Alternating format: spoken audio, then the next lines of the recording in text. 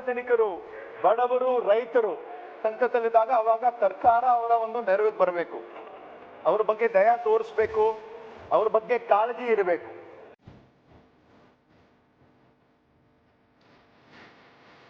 ಇವಾಗ ಏನಾಗ್ಬಿಟ್ಟಿದೆ, ಈ ಒಂದು ವರ್ಣ ಒಂದು 90 ರೂಪಾಯಿ ತೋರಿದ ಪರಿಣಾಮ ಬಹುತೇಕ ತೊಗರಿ ಬೆಳೆ ನೀರಲ್ಲೇ ನಿಂತಿದೆ.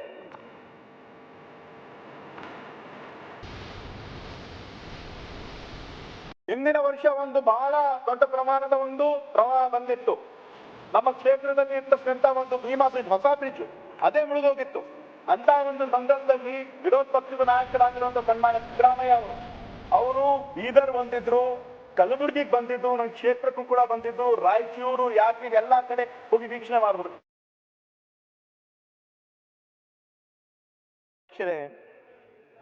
ದಯವೇ ಧರ್ಮದ ಮೌಲವಯ್ಯ, ದಯವೇ ಬೇಕು ಸಕಲ ಪ್ರಾಣಿಗಳಲ್ಲಿಯೂ, ದಯವಿಲ್ಲದೆ ಧರ್ಮ ಯಾವುದಯ್ಯ, ಕೂಡಲ ಸಂಗಮ ದೇವ ಹೇಳದಂತೆ ಸಾರ್ವಜನಿಕರು, ಬಡವರು, ರೈತರು ಸಂಕಷ್ಟದಲ್ಲಿದ್ದಾಗ, ಎಲ್ಲ ಸಂಕಷ್ಟದಲ್ಲಿದ್ದಾಗ ಅವಾಗ ಸರ್ಕಾರ ಅವರ ಒಂದು ನೆರವಿಗೆ ಬರಬೇಕು, ಅವ್ರ ಬಗ್ಗೆ ದಯ ತೋರಿಸ್ಬೇಕು, ಅವ್ರ ಬಗ್ಗೆ ಕಾಳಜಿ ಇರಬೇಕು.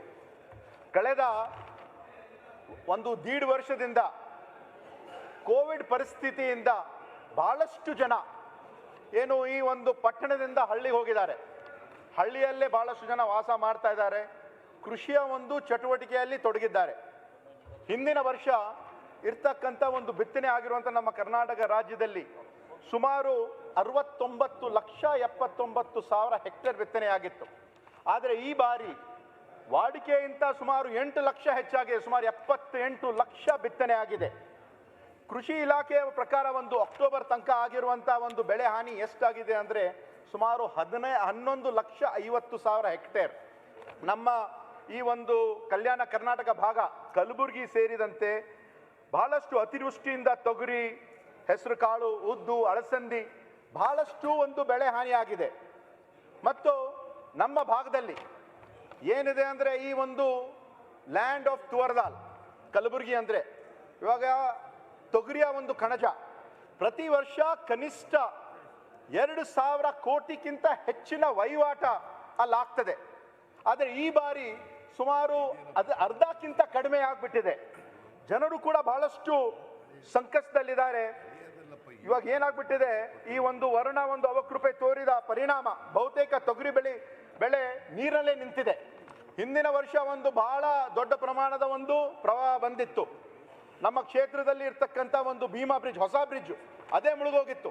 ಅಂತ ಒಂದು ಸಂದರ್ಭದಲ್ಲಿ ವಿರೋಧ ಪಕ್ಷದ ನಾಯಕರಾಗಿರುವಂಥ ಸನ್ಮಾನ್ಯ ಸಿದ್ದರಾಮಯ್ಯ ಅವರು ಬೀದರ್ ಬಂದಿದ್ರು, ಕಲಬುರಗಿಗೆ ಬಂದಿದ್ರು, ನನ್ನ ಕ್ಷೇತ್ರಕ್ಕೂ ಕೂಡ ಬಂದಿದ್ರು, ರಾಯಚೂರು, ಯಾದಗಿರಿ ಎಲ್ಲ ಕಡೆ ಹೋಗಿ ವೀಕ್ಷಣೆ ಮಾಡಿದ್ರು. ಈ ಬಾರಿ 2 ತಿಂಗಳ ಹಿಂದೆ ಏನು ನಮ್ಮ ತೊಗರಿ ಬೆಳೆ ಬಹಳಷ್ಟು ನೀರಲ್ಲಿ ನಿಂತು ಬಹಳ ಹಾನಿಯಾಗಿತ್ತು. ನಮ್ಮ ಎಂ ವೈ ಪಾಟೀಲ್ ಅವರು ಕೂಡ ಇದ್ದಾರೆ, ಅವರು ಅಫ್ಜಲ್ಪುರ್ ಬಂದಿದ್ರು, ಜೇವರ್ಗಿ ಬಂದಿದ್ರು, ಬಹಳಷ್ಟು ಅಲ್ಲಿ ಇರ್ತಕ್ಕಂಥ ಒಂದು ಪರಿಸ್ಥಿತಿಯನ್ನು ನೋಡ್ತಾ ಇದ್ದಾರೆ. ಏನಾಗ್ಬಿಟ್ಟಿದೆ ಅಂದರೆ ಹಿಂದಿನ ವರ್ಷ ಸುಮಾರು 150 ಕೋಟಿ ಅಷ್ಟು ಒಂದು ಬೆಳೆ ಪರಿಹಾರ ಬರಬೇಕಾಗಿತ್ತು. ಆದರೆ DCRC ಮುಖಾಂತರ ಈ ಬಾರಿ ಬಂದಿದ್ದು ಕೇವಲ ಒಂದು 60 ಕೋಟಿ, ಇನ್ನ 90 ಕೋಟಿಗಿಂತ ಹೆಚ್ಚು ಬೆಳೆ ಪರಿಹಾರ ಬರಬೇಕಾಗಿದೆ. ಎಲ್ಲ ರೈತರು ಕೂಡ ಕೇಳ್ತಾ ಇದ್ದಾರೆ ಏನಾಗ್ತಾ ಇದೆ ಅಂತ. 2019-20 ಸಾಲಿನಲ್ಲಿ ಮಳೆಯಾಗಿ ಅಂದಾಜು 1,50,000 ಇಂದ 2 ಲಕ್ಷ ಕೋಟಿ ಬೆಳೆ ಹಾನಿ ಆಗಿದೆ. 2020-21ರಲ್ಲಿ ಇನ್ನ ಸಮೀಕ್ಷೆನೇ ಅವರು ಕಂಪ್ಲೀಟ್ ಮಾಡಿಲ್ಲ. ಇನ್ನ ಸಮೀಕ್ಷೆ ಆಗಬೇಕಾಗಿದೆ, ಎಷ್ಟು ಹಾನಿಯಾಗಿದೆ ಅಂತ ಇನ್ನೂ ಕೂಡ ಗೊತ್ತಿಲ್ಲ. ಇವಾಗ ಕಳೆದ 2 ವರ್ಷದಲ್ಲಿ 2019-20ರಲ್ಲಿ ರಾಜ್ಯ ಸರ್ಕಾರ ಏನಾಗ್ಬಿಟ್ಟಿದೆ ಅಂದ್ರೆ ಎಲ್ಲರಿಗೆ ನಿರೀಕ್ಷೆ, ರಾಜ್ಯದಲ್ಲೂ ಕೂಡ ಬಿಜೆಪಿ ಸರ್ಕಾರ, ಕೇಂದ್ರದಲ್ಲೂ ಕೂಡ ಬಿಜೆಪಿ ಸರ್ಕಾರ, ಈ ಒಂದು ಡಬಲ್ ಇಂಜಿನ್ ಸರ್ಕಾರ ಇದೆ ಅಂದ್ರೆ ಜನ ಏನ್ ಅನ್ಕೊಂಡ್ಬಿಟ್ಟಿದ್ದಾರೆ, ನಮ್ಗೆ ಹಣ ಹೆಚ್ಚು ಬರ್ತದೆ, ಪರಿಹಾರ ಹೆಚ್ಚಿನ ಬರ್ತದೆ, ದುಡ್ಡು ಹೆಚ್ಚು ಬರ್ತದೆ ಅಂತ ಅವ್ರು ಅನ್ಕೊಂಡಿದ್ದಾರೆ. ಆದ್ರೆ ಕೇಂದ್ರ ಸರ್ಕಾರ 2019-20ರಲ್ಲಿ ಕೇಂದ್ರ ಸರ್ಕಾರಕ್ಕೆ, ರಾಜ್ಯ ಸರ್ಕಾರ ಕೇಂದ್ರ ಸರ್ಕಾರಕ್ಕೆ ಒಂದು ಕೇಳಿರೋ ಒಂದು ಪರಿಹಾರ ಅಂದ್ರೆ 3,891 ಕೋಟಿ. ಆದ್ರೆ ಕೇಂದ್ರ ಸರ್ಕಾರದಿಂದ ರಾಜ್ಯ ಸರ್ಕಾರಕ್ಕೆ ಬಿಡುಗಡೆ ಆಗಿರುವಂತ ಕೇವಲ 1,652 ಕೋಟಿ. ಈ ವರ್ಷ 2020-21ರಲ್ಲಿ ಸುಮಾರು 2,260 ಕೋಟಿ ಬೇಕಿದೆ ಅಂತ ರಾಜ್ಯ ಸರ್ಕಾರ ಕೇಂದ್ರ ಸರ್ಕಾರ ಕೇಳಿದೆ. ಆದರೆ ಬಿಡುಗಡೆ ಆಗಿದ್ದು ಕೇವಲ 1,352 ಕೋಟಿ. ಇದು ಏನಾಗ್ಬಿಟ್ಟಿದೆ ಅಂದ್ರೆ ಇದು ಎರಡೂ ಸೇರಿಸಿ ನಾವು ನೋಡಿದ್ರೆ ಸುಮಾರು 1.5 ಲಕ್ಷ ಕೋಟಿ ಅಷ್ಟು ಹಾನಿ ಆಗಿದೆ.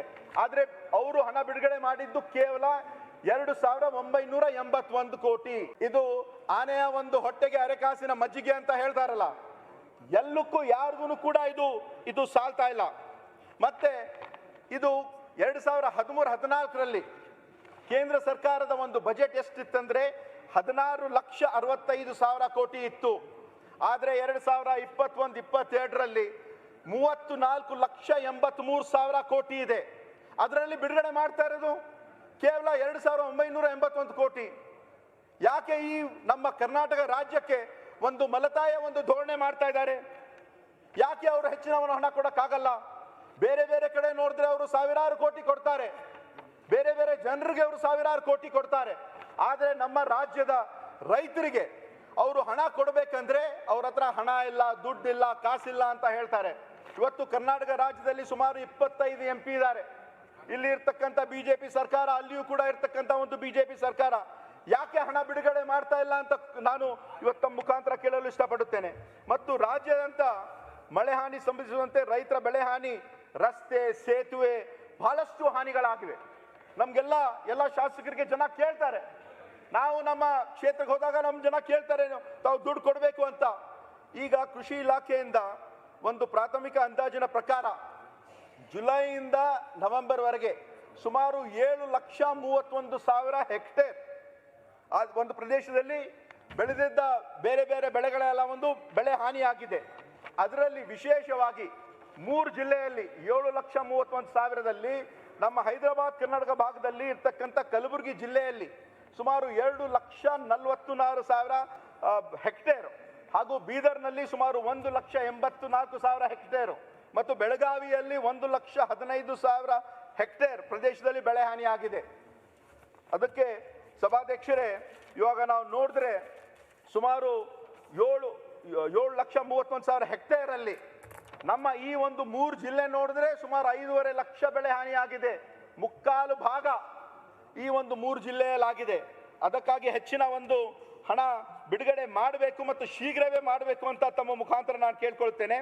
ಮತ್ತು ಹಿಂದೆ ಇರ್ತಕ್ಕಂಥ ನಮ್ಮ ಸರ್ಕಾರದಲ್ಲಿ, ನಮ್ಮ ಕಾಂಗ್ರೆಸ್ ಸರ್ಕಾರದಲ್ಲಿ ಯಾವಾಗಲೂ ಕೂಡ ನಾವು ಪ್ರೋತ್ಸಾಹ ಧನವನ್ನು ಕೊಡ್ತಾ ಬಂದಿದ್ದೀವಿ. ತೊಗರಿ ಇರ್ತಕ್ಕಂಥ ಇವಾಗ ಹಿಂದೆ ತೊಗರಿ, ಕಬ್ಬು, ಕೊಬ್ಬರಿ ಮುಂತಾದ ಬೆಳೆಗಳಿಗೆ ಪ್ರೋತ್ಸಾಹ ಧನ ಮತ್ತು ಪರಿಹಾರ ಧನವನ್ನು ಹಾಗೂ ಈ ಒಂದು MSP ಜೊತೆಗೆ ಪ್ರತಿ ಕ್ವಿಂಟಲ್ಗೆ ತೊಗರಿಗೆ 450ರಿಂದ 550 ಕೊಟ್ಟಿದ್ದೀವಿ. ಆದರೆ ಈ ಒಂದು ಸರ್ಕಾರ 2.5 ವರ್ಷದಿಂದ ಇರ್ತಕ್ಕಂಥ ಈ ಒಂದು ಸರ್ಕಾರ 1 ನಯ ಕಾಸು ಕೊಟ್ಟಿಲ್ಲ, ಬೆಂಬಲ ಬೆಲೆ ಕೊಡ್ತಾ ಇಲ್ಲ. ಅದು ಯಾಕೆ ಕೊಡ್ತಾ ಇಲ್ಲ ಅಂತ ನಾನು ತಮ್ಮ ಮುಖಾಂತರ ಆಗ್ರಹವನ್ನು ಮಾಡ್ತಾ ಇದ್ದೇನೆ. ಅದಕ್ಕಾಗಿ ನಾವೆಲ್ಲರೂ ಜನರು ಏನು ಕೇಳ್ತಾ ಇದ್ದೀವಿ ಅಂದ್ರೆ, ಈ ಒಂದು ಸರ್ಕಾರ ಒಂದು ಡಬಲ್ ಇಂಜಿನ್ ಸರ್ಕಾರ ಅಂತ ಇದೆ. ಹಣ ರೈತರಿಗೆ, ಜನರಿಗೆ ಮತ್ತೆ ರೈತರಿಗೆ ಬಹಳಷ್ಟು ಕೊಡಬೇಕಂತ ನಾವೆಲ್ಲರೂ ಕೂಡ ಕೇಳ್ತಾ ಇದ್ದೀವಿ. ಇವತ್ತು ಸನ್ಮಾನ್ಯ ಯಡಿಯೂರಪ್ಪ ಅವರು ಕೂಡ ಹೇಳಿದ್ರು, ಈಗಾಗಲೇ ನಾವು ಕೇಂದ್ರದಿಂದ ಯಾವಾಗ ಹಣ ಬರ್ತದೆ ನಮ್ಗೆ ಗೊತ್ತಿಲ್ಲ, ಕೇಂದ್ರದಿಂದ ಹಣ ಬರುವುದಕ್ಕೆ ನಾವು ಕಾಯೋದು ಬೇಡ, ನಾವು ಈಗಾಗಲೇ ಬೇರೆ ಬೇರೆ ಕಡೆಯಿಂದ ನಾವೆಲ್ಲ ಬದುಕಿಟ್ಟು ನಾವು ರೈತರಿಗೆ ಮೊಟ್ಟ ಮೊದಲಾಗಿ ನಾವು ಪರಿಹಾರ ಕೊಡಬೇಕು ಅಂತ ತಮ್ಮೆಲ್ಲರಿಗೆ ನಾನು ಕೇಳಿ, ನಾನು ಹೆಚ್ಚು ಸಮಯ ತಗೊಳ್ಳದೆ ತಾವು ನನಗೆ ಮಾತಾಡುವ ಅವಕಾಶ ಕೊಡೋದಕ್ಕೆ ತಮ್ಮ ಧನ್ಯವಾದ ಹೇಳುತ್ತಾ